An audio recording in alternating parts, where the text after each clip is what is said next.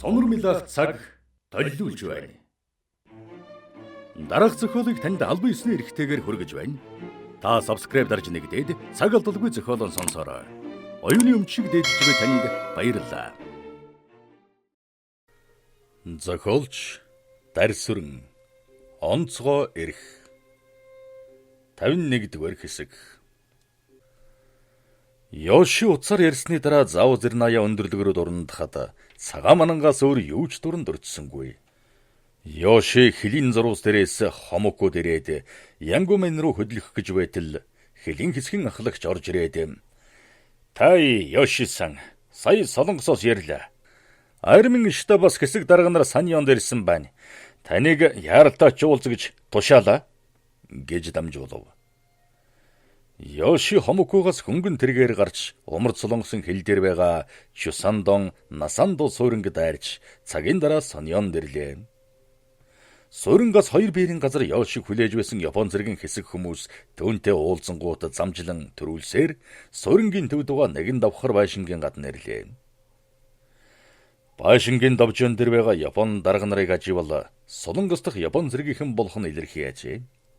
Нэгэн дэслэгч Йошиг дагуулсаар дээд давхарт гарч уужим танхимд оруулвал нэгэн генерал хэд хэдэн дарга нар өрөөний гол тавьсан газрын зургийг үзэж байлаа. Гэтэл өнөө генерал Йошиг харангууд түүн рүү хандаж "Тай, наашаа ойртооч" гэд ширээр үзаав. Йоши ширээнийн ойртон зогсохдоо газрын зураг руу нүдний болонгаар аживал 100 мянганы харьцаатай хятад зураг байлаа. "Таны ажил аль зэрэг ахицтай байна вэ?" гэж генералыг асуухад Йоши "Кака, газрын зургийн байр зүйн тодорхойлолт хийх ёстой зарим хэсэг хөлийн цаанаас ирсэн. Одоо байгаа баттай баримтаар бол Хасан нуурын ойр орчимд Улаан Оросын цэргийн ямар ч анги байхгүй гэдэг нь баттай юм. Оросын нутгийн гүнд байр зүйн тодорхойлолтыг хийж амжсан боловч түүнийг нэгтгэн дүгнэж амжаагүй байна" гэлээ. "Оросын хөлийн баруун хэсгээр ямар шухан байна вэ? Чорны нурууны хойгоор хийх ёстой судалгаа эхлэегүй байгаа. Энэ ажлыг Харбины дөрвөслийн товчооны хурандаас Сафранов удирдах байгаа л да. Далумлын нуурнаас буусан мухар толгойднууд Сафрановыханд баггүй чирэгэл учруулсан юм" гэж илтгэхэд генералын дэргэд зогсож байсан өндөр халзан хүн Йошигийн илтгэлийг чих тавин анхааралтай сонсон. Энгийн хувцастай халзан хүнийг аживаас армийн тагнуулын газрын ажилтан болох нь тоодхон ажээ. Тиймээс Хасуу Тойшигийн алга болсон явдлыг илтгэхээс Йоши эмээжээ. "Хөлийн жандадууга хэсхэн авах талаар юу бодож байна да?" гэж генералыг асуухад Йоши албан үүргийнхэн дагуу "Тэднийг аврах ямар ч үйл ажиллагаа хийж болохгүй гэж дээд газраас чиглэл өгсөн тул би арга хэмжээ авах бодлого байна. Ер нь Оросын хил дээр манай армийн цэргүүд ямар ч бодлон гаргаж болохгүй. Цаг нь болохоор бид Оросын хилийн эхнийг нүдэр эмхийн зур арчиж чадна." "Тай, та манай ажиллагааны талаар сайн ойлгоцтой юм байна. Таны мэдэлд мэргэжлийн 20-од хүн өгнө. Хөлийн цаанаас олсон баримтан энэ зурагт байгаа зүйлтэй тулган зарим зүйлийг тухайлбал хөх бутгаар тэмдэглэсэн бүхнийг бүрэн тодруулсан байх хэрэгтэй. Та ер нь Оросын хөлийн Безимнай, Саузернай, Пулемерная Горка, Падгорная өндөрлөгийн талаар биднээс илүү мэдэх биз гэж хэлэхдээ хөлийн өндөрлөгийн нэрийг орсоор төгдрөлгүй хэлхийг аживаас орос хэлэнд яггүй болох нь ээлт байлаа. Йоши Солонгос дахь Японы армийн 19-р дивизийн даргатай ингэж уулзаад Хомокутай холбоо барьлаа. Хөлийн чандад үлдсэн хэсэг ирээгүйг мэдсэн Йоши Хомоку руу хөдлөхөөр шийдэж маргааш өглөө генералын туслахтай уулзав. "Тай, тантай ажиллах хүмүүсийг маргааш Хомоку руу явуулна. Харин та зэрэгцээ хөрөөнд нэг хүнтэй уулзаж яваарай. Өчигдрөөс хойш сургалаад байсан" гэлээ. Йоши генералын туслахын өрөөнөөс гарч хажуугийн өрөөнд ортол өчигдрийн халзан хүн өгтөв. Тэрээр бас энгийн хувцастай байлаа. Би тантай уулзах гэж бодсон юм. Наашаа суугаач" гэж урайлгхан боловч хүйтэн зэвүүн дуугаар хэлв. Йоши урчрын дөхөж суусны дараа халзан хүн "Та Хасуу Тойшиг оргосон явдлыг юу гэж бодож байна да?" гэлээ. "Би тэр тухай сайн мэдэхгүй. Тэгээд чи учир начрыг нь олоогүй юмыг генерал дуулгаад яах вэ гэж бодсон юм." "Та Мичановыг аль зэрэг таних вэ?" "Тэмч сайн танил бишээ. Би түүнд газрын зургийн хичээл зааж байсан болохоор Багшавын" Гээд дараагийнхаа үгийг хэлж амжаагүй байтал халзан хүн Йошигоос "Мечанов тэр шин тантай хамт Сафранов дээр очисон биз дээ?" гэж ороож шалгаах янзтай мушгиж асууна. "Тийм ээ, намайг өгтөж дамжлах үүрэгтэй байсан юм. Сафрановыг та нартай уулзсан тэр үед Мечанов хайцсан б? Мэдгүй шүү. Сафрановтай намайг уулзж байхад алга болчихсон байсан. Би түүнийг Сафрановын даалгавраар ийш тийшээ явсал гэж бодсон. Харин маргааш өглөө Сафрановын өрөөнд дайралтсан. Хончунд байхдаа Мечанов ямар хүнтэй уулзсан байв. Сафранов руу явах гэж байхад нэг орстой уулзсан. Би түүнээс юун орс вэ гэж асуухад хурандаа явуулсан байна. Би явах цамаа заалгаж явлаа гэж байсан шүү. Та нар замдаа мухар толгойтнуудаа дайралдалгүй Сафранов дээр очисон явдал ямар нэг сэжиг төрүүлэхгүй байна уу? Тэр үед над юм бодогдоогүй. Харин одоо бол хачин санагдж байна. Юу тэрв? Бид Сафрановтой уулзаад тэдний байшингийн дэргэд ирэхэд Мечанов биднээс төрүүлээд ирж гисэн байшингийн довжооны дэргийг зогсож байсан. Тэгээд биднээс төрүүлж байшинд ороод Сафрановын үүдийг түгжээтэй байхад байшингаас гарч цонхоор норсон хүн дээ. Тэгэлэр хасуу той шиг Мечанов барих боломжтой байсан юм шиг л санагдаж байна. Та энэ тухай хэнд ч дуулгаж үл болно шүү. Хато генералын штабаас зарим нэг нууц алдагдж байсан төдийгүй цагаачтын товчооны нууц гадагшаагаан тарж байсан байна. Гэтэл энэ бүхний эзэн зарим талаараа тодорч байгаа боловч тодруулж амжаагүй зүйл нэлээд бий. Нөгөө тэгвэр таныг тагнуулын байгууллагад ажиллаж байсны хувьд урьдчилан дуулах нь зүйтэй гэж үзэж байгаа юм. Гэхэд Йоши халдсан хүний үгийг хүлээн зөвшөөрлөө. Йоши халдсан хүний яриаг бодоод өөрийнхөө сэтгэгдлийг хэлье гэж бодсон боловч уул мөргүй болж мэдэх зүйлд хошуу дүрх хэрэггүй гэж үзлээ. "За, Симото, харьбингаар юу байна?" гэж асуусан Тозия тэргүүнээ өндийлгэж Симотогийн урт хүзүүг ажиглах гэсэн шиг сүрхий харлаа. Жанжин штабаас авсан үүргийн дагуу Оросын товчооны бэлдсэн хүмүүсийг Солонгос Оросын хил рүү явуулсан. Тэднийг нэлээд гавьяа байгуулна гэж магтаж чих тавьсан улсууд л их байх шиг байна та. Хасан нуур гэдэл хөлөө хугалчих гээд байх болж дээ. Жанжин штабын муу сайн дарга нар хүний бараанаа сөржигнэж давхаад хий боргоодог ноход шиг гүйлдээд байдаг болж. Тэд хасан нуурыг аваад дараа нь алс дорндыг булан орсоо салгах гин. Тэгэж хоосон сөржигнөхийн оронд Ар Монголыг хэмлэвэл арай мөлжүүртэй зөөлөн хоол байсан юм. Таны санал нэлээд гол үндэстэй гэдэгт би итгэдэг. Гэхдээ ерөнхий сайдад энэ талаар би танилцуулалтай биш. Ядаж хурандаа цолтоо бол илтгэх утас бичгсанж гэсэн нь угтаан Тозияд илэрхийлсэн гомдолжээ. Тозия түүнийг гар хурууныхаа үзүүрт зарахын тулд Жанжин штабыг татаж авна гэхэд өгөөгүй. Энэч далдын учиртай байсныг Симото ойлгоогүй өнгөрсөн. Тозия Юкигийн алтны учрыг олж мэдсэний дараа Симотогийн сэтгэлийн бодлыг дагуулж Юкитэй ойртуулах бодолтой байв. Тэгээд цагаас өмнө тэднийг бие биенд нь дасгаж болохгүй гэж бодлоо. Симото Юкиг өөртөө дасгах гэж савсагнаж байгаад өөрөө нь түүний гарт орж сэтгэлээрээ дасчих бол тэдний холбоо хожим бэгчиж Тозияг өөрийг нь боомлж мэдэх ажээ. Тиймээс Симотог Юкигээс хөндөй байлгах гэж байна. Чи энэ талаар гонгинож яахав? Тэсвэртэй хүлээж бай. Цаг нэрхээр хурандаа байтугай генерал сал өрөөнгүйгээд ирнэ. Гэхдээ одооноос зам мөрөн гаргах гэдэг чинь зөв. Чи Аяна улсуугийн талаар жаахан авхаачтайхан ажиллавал яасан юм? Бид халахын гүнд ажиллуулах, нутгийн хүмүүсийг сэнхрүүлж чадах ухуулаг бэлдэх, Монголын газар нутгийг боловсруулах, байр зүйн зургийн тодруулалт хийх шаардлагатай хүмүүсийг бэлтгэх зэрэг ажилд Аяна улсууг ашиглах талаар бодмоор байна. Аяна улсуу захиалгынхаа газрын орлогонд шунаа тийм ажил хийхгүй бол яах чаргагүй шүү дээ. Тэрний сонлыг асуувал татгалцах нь аргагүй. Харин манай ажлын онцлог бол хүссэн ажлын биш, хүсээгүй ажлыг ямар ч хүнээр хийлгэж чаддаг байхад л оршиж байгаа юм. Тэгэхээр Аяна улсуугийн сэтгэл санаа ахуй амьдралыг бид өөрснөө удирдах ёстой шүү дээ. Наа захын аргал гэхэд Аяна улсууг хөрөнгөнөөс нь салгах хэрэгтэй. Шалдан үлдээд өр ширэнд баригдаад ирэхлээрэн бидний гарт өөр ороод ирнэ. Ер нь галын усал гэдэг аятайхан арга хэрэглэвэл Аяна улсуугийн захиалгын газрын онцлогт яг таарна. Тэднийг чинь цогоор халдаг эндүү хэрэгэлдэг гэсэн. Ингэхлээр хүүхнүүдэд энэ дүүгэн цогтоо нөргчих салан задгаа хүүхнүүд байх ёстой. Тийм байж гэж аятайхан ятгав. Тозия энэ талаар Иван Степановичтэй ярилцсан боловч тэрээр Солонгос руу явах нэрийдлэр уул ажлаас аятайхан хүнд ирэхдэн Атман Семеновын зааврыг ашиглажсэн болохоор Тозия гар хоосон хоцорсон. Гэхдээ Тозияг өгсөн даалгавраас төгшөөсөнгүй.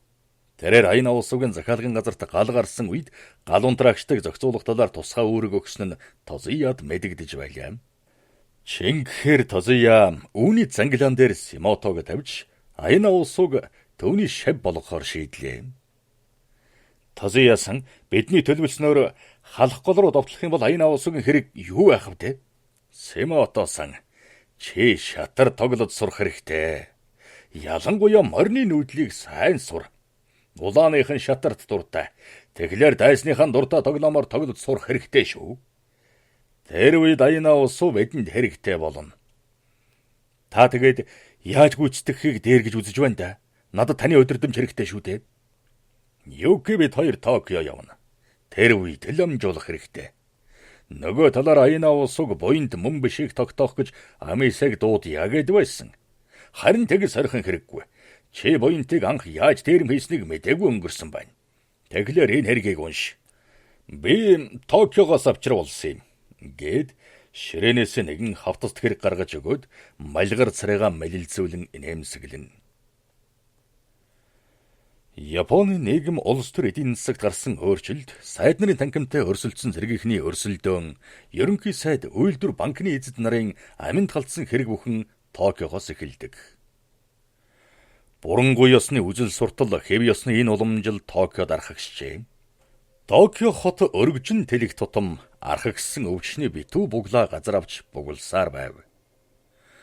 Хөрөнгө түшин хөдөлж, хүний сэтгэл санаа, ухаан оюун, хүч хөдөлмөрийг зоос болгодог тэрхүү талхи эгэл жирийн хүмүүсийн ясам аханд гүн шигдсэн ховлс шиг хөдөлмөрийг нь сорсоор гуйлагчлалын туйлд хүргэсэн зам мөртэй.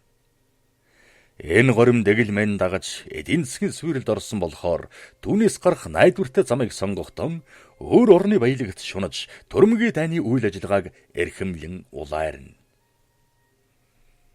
Японы нийгэм эдийн засгийг суурилд хүргэсэн хямралын анхны шарах Эдо хотод хөл тавьсан гадаадын худалдаачид 1543 онд үүсгэжээ. Он жилийн турш Эдо хотод бугласан тэр архагшсан өвчин 1859 оны 4-р сард засгийн газрыг өөрчлөхөд хүрснээр юм бүхэн Токиод төвлөрчээ. Шинэ засгийн газрын шийдвэрээр Киотод байсан ерөнхий сайдын харшийг Эдод нүүлгэн сууршуулснаар Эдо хотын нэрийг Токио буюу Дорнод хот гэдэг нэрээр өөрчилсөн болоо. Эдо хотыг анх 1457 онд үндэслэсэн бөгөөд энэ нь Едо буюу далайд нэвтрэх цайз гэсэн утгатай үгнээс үүссэн. Улс орноо сүйрлээс аврахаар төлөвлөгөө боловсруулсан самурай нар Токиогийн Ясакуна дугны өмнөх талбай дээр цугларч Синто ёсны зан үйлийн дагуу Хатимана бурханд тангараг өргөж өглөөний нарнаас шөнөдөл хүртэл Ясакуна дугны өмнөх талбай дээрээс үл сална. 7-р сарын 1 өглөө Ясакуна сүмийн өмнөх талбай дээр Японы цэргийн яам Жанжин штабын удирдах ажилтнанд цугларч цэргүүд анги нэгдлэрийн жагссан байлаа. Сүмийн хоёр талд дугнуудын давжаан дээр зогссон генералууд цэрэг өвцсний гадуур самурайн дуулга өмсөж дуулганы хормойг даруулсан самурайн элд бүсэн дэнзүүжээ.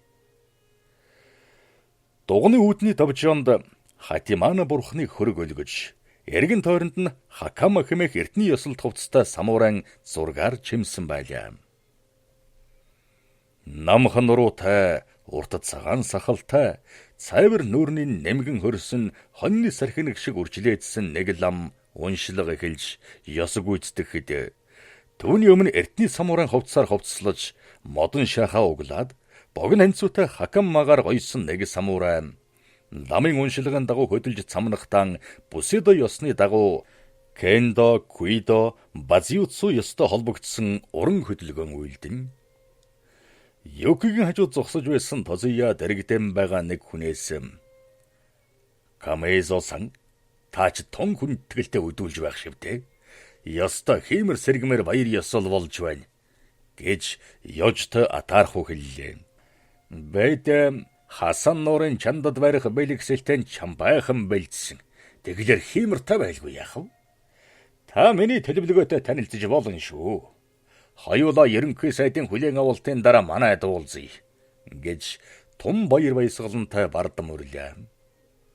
Орчин цагийн самуурын ёсыг дагаж цээжиндэн дуулга өмсөж урт улаан цацаг Дайто хэмээх ёслон элдний ичний төгсгөлд чимсэн энэ хүнийг 19-р дивизийн удирдагч Суэто Камэйсо гэдэг билээ. Генерал Хасан нуурын чандад чиглэсэн ажиллагааг шуурхайлж чадсанараа халах гол руу чиглэсэн ажиллагаанаас урьдж амжсан билээ. Гэсэн ч Тозия түүний амжилтанд итгэсэнгүй. Чухам энэ нь хоёр генерал бие биендээ чөтөөргсөн атаархлын илрэл байв. Ясакуна дугны талбай дээр жагссан зэргүүдийг ажиллах Синто ёсны ёслол дуусах шахажээ. Урд хар өмсгөл өмссөн цагаан толгойтой өнөөл ламтан уншилгаан дуусаад баруун гартан барьсан хатано элдэн дээр далааж зүүн гартан барьсан гуйлан толион өндөр дөргөөд Яматогийн цэрэг ирсэн. Манжуурт эрх чөлөөлгөж түүний газар нутгийн бүрэн бүтэн байлгах үйл хэргийн төлөө та бүхэн амиан хайрлаж болохгүй. Та нарыг агуу их хатимана тэнгэр тайтхэн харж байна. Та нарын үйлс хариун. Тиймээс үхлээс айж болохгүй. Үхэл гэдэг бол жинхэнэ самууран эрхэм ёс мөн. Бид үхлийг эрхэмлэж үхлээр дэлхий дахныг эзэн хааны үлмэд сөхрүүлэх болно. Хакко итоо! Хакка итоо! Банзай! Банзай! гэж сөнг хоолойгон хятнуулан орилоход талбай дээр жагсан цэргүүд банзай гэж гурвантай уухайлав. Токиогийн Ясакуна буюу Дайны тэнгэрийг дахих сүмд болсон ёсолын дараа талбай дээрх цэргүүд өхөл рүү явцгааж харин армийн томчул ерөнхий сайдын ордон руу зүгэллээ. Тозие ёслол дуусангууд Юкиг дагуулan ерөнхий сайд Канеогийн ордны ёслолын танхимд очлоо. Уужим танхимд цугласан эхэс дээдэс үйлдвэр банкны эзэд гадаадын тэргүүн нарын дунд Тозио Итагаки дой хараа нар байлаа. Итагаки бол нуруугаар өндөрдөө том биетэй тасгар хөмсгөнийхэн адил ширвээ сахалтай дууд сөөнтэй хянуур харцтай хүн билээ. Харин Тозио бол оройноос халдарч ява бөөрөнхий том толгойтой агаад зузаан уруулын хаан дээр өтгөн хар сахалтай төдийгүй зүүн завжиндан том хар мэнгтэй. Тэрээр нүднээсээ хар шил үл салгана. Энэ хоёр хятадын улс төрийн амьдралыг төвшдөх хувь тавилантай Японы армийн их зорилгод саад хийж байсан улааны мухар толгойтон буюу засаг захиргаагүй хүмүүсийг хүйс тэмтрэх ажлыг манжуур зүүн умард хятадд удирдах байсан хоёроо. Жилийн өмнөөс энэ хоёр Японы армийг толгойлох болсноос хойш Итагаки цэргийн яамны сайдын тушаалд баттайхан сууж ихээхэн үйлс бүтээнэ гэж үзэх хүмүүс цөөнгүй болсны адилаар түүний орлогч Тозиог ирээдүйд ерөнхий сайд болж мэдэх хүн гэж үздэг болжээ. Энэ хоёр сайдын хэн нь Тозияд талтай билээ. Тиймээс Юки хүндэх нь албан ёсны үүрэг байлаа. Юки-сан, та Тэнгэрийн хааны дагин шиг байх чинь танд цасан цагаан кимоно тун сайхан зохижээ. Гэд Тозио Юкид талзасан. Харин Итагаки нөгөө хоёроос өөр бодолтой болохоор илүү дотн хүндтгэхийг мэрийх болоо. Юки-сан, та өчигдөр сайд нарын танхимын сайд үйлдвэр банкны нөлөө бүхий хүмүүстэй уулзахтаа төрсөн сэтгэлийнхээ талаар яриач. Ер нь манай энтхийн хүмүүс ямар шуган санагдав гэж шалгаана. Итагаки-сан, би Токиод амьдарч байсан болохоор гэртээ байгаа юм шиг санагдаж байна. Харин сайд нарын танхимдах эдийн засгийн бодлоготонгуудын хувьд гэвэл Мангио нийгэмлэгийн тэргүүн Гисеке Айкавагийн санал надад их тааламжтай санагдлаа. Тэрхэн Квантуны армийг танаас хойш толгойлох болсон Уэдагийн үйл ажиллагааг их дэмждэг, итгэдэг хүн бололтой. Тэрхүний хэлсэн үг миний цээжинд тэр чигтээ хадаатай байна. Итагаки Юкигийн үгийг сонсоод Айкавагийн үгийг саналаа. Тэрээр өчигдөр сайд нарын танхимын хурлын эндэр дээрээс Квантуны армийн удирдагч Вейда манжуур дахь төмөрлөг нефт хийн үйлдвэрийг хүчтэй хөгжүүлэх нь манай хөрөнгө оруулалтыг арвижуулах ганц зам юм. Түүний зэрэгцээ Монгол Сибирийг хизээж мартаж болохгүй гэж хэлснийг Итагаки нэхэн саналаа. Хойдон жил зүүн умард хятадд зам ашиглалт төмөр замын нийгэмлэг байгуулахад хүрвэл та ямар шухан хэмжээгээр оролцох вэ? Итагаки-сан, хэрвээ Кабуку Коцу буюу зам харилцаа төмөр замын нийгэмлэг байгуулахад хүрвэл миний бие хувь нийлүүлж хайлаар ганжуур хан ширээ ганжуурыг холбосон төмөр зам тавих ажилд өөрийнхөө нэмэр хандвыг өгөх болно. Гэхэд Итагаки талархан инээмсэглэв. Итагаки Юкигээс үүнийг мэдэх гэж бодож байсан. Одоо сансандан хүрсэн болохоор Юкиг Кабуку Коцу нийгэмлэгт татан оруулах талаар санаачлаг гаргах ёстойгоо ойлгов. Чухам ийм нөхцөлд Юки хиндэж мэдэгддэггүй өнөө алтныхаа нууцыг дэлгэнэ гэдэг тэрээр эдгэн сэтгэлдээ сэм баярлана. Итагаки Юки хоёрыг чингэж ярилцаж байхад Дойхара Тозия хоёр Камизото уулзаад хасан нуурын талаар ярилцаж байв.